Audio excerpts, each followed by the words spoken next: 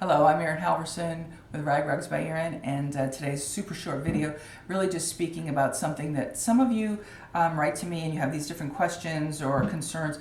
You have trouble finding sheets or finding good sheets, which you would find at thrift stores or yard sales, or you let people know you're doing this and you'd be surprised how many people just start handing them to you. But I wanted to show you just doing a white rug. I'm not seeing many of you do this. But see this beautiful, just a white rug. So your white sheets, standard sheets, maybe sometimes you get them at a big sale because they're not exciting anymore or interesting or whatnot. So you can do a white rug, but I want to show you something I did which you don't have to do. This is single crochet, this whole rug.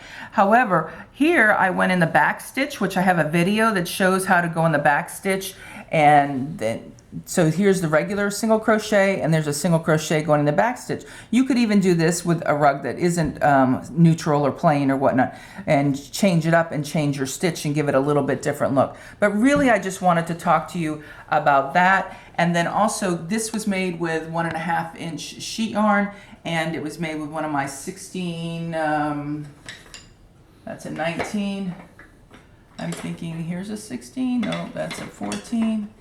I guess Lyle didn't grab a 16. Okay, so anyways, we don't have a 16 here, but I have a 16 millimeter crochet hook is what was done with this, and I sell those on my website.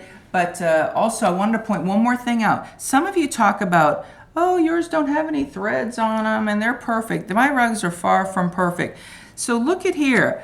This was a little different sheet. It was white. And look at the fraying on this particular one. Maybe had a little bit more polyester, or maybe not as close of a weave or something like that. Might have that too sometimes. So don't fret. Don't concern yourself. This is just what happens sometimes. Please remember, this is a rag rug.